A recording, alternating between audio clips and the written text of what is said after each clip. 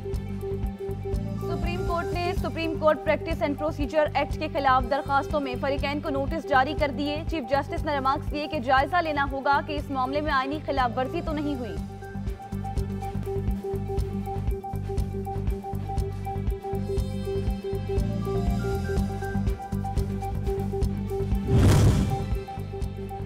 PTM की जानिब से अदालती इस्लाहाती बिल पर अदालत-ए-उज़्मा के 8 रुकनी बेंच का क़याम मुस्तरद। इस नौयत का इक़दाम पाकिस्तान और अदालत की तारीख में इससे पहले कभी देखने में नहीं आया।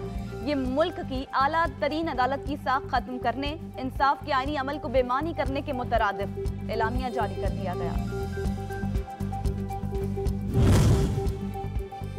वफाकी वज़ीर कानून आज़म नज़ीर तारड़ ने इत्तेहादी जमातों के हमरा प्रेस कॉन्फ्रेंस में अदालती इस्लाहाती बिल पर 8 रुकनी बेंच के समाअत करने का इक़दाम मुस्तरद कर दिया। कहा, कानून बना ही नहीं तो बेंच बनाकर मुस्तरद कर दिया गया।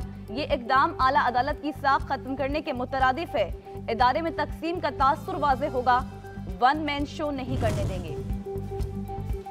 इमरान खान की इंसदादी दहशतगर्दी की वीडियो लिंक पेशी की दरखास्त मंजूर। क्यों ना इमरान खान की हाजिरी वीडियो लिंक पर ले ली जाए। अदालत के रिमार्क्स, कहा, बेनजीर के बाद इस तरह का कोई वाकया बर्दाश्त नहीं कर सकते। दलाइल पेश करेंगे कि इमरान खान की वीडियो लिंक के जरिए पेशी हो सकती है।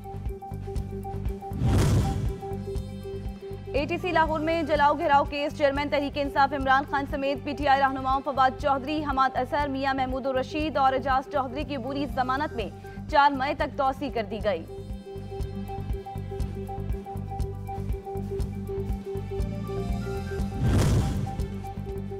और अली अमीन गंडापुर के खिलाफ ऑडियो रिकॉर्डिंग में इंतजामिया को धमकी देने का केस, अदालत ने अली अमीन गंडापुर को जुडिशल रिमांड पर जेल भेज दिया। प्रोसिक्यूटर की मजीद जिस्मानी रिमांड की इस्तदा मुस्तरद।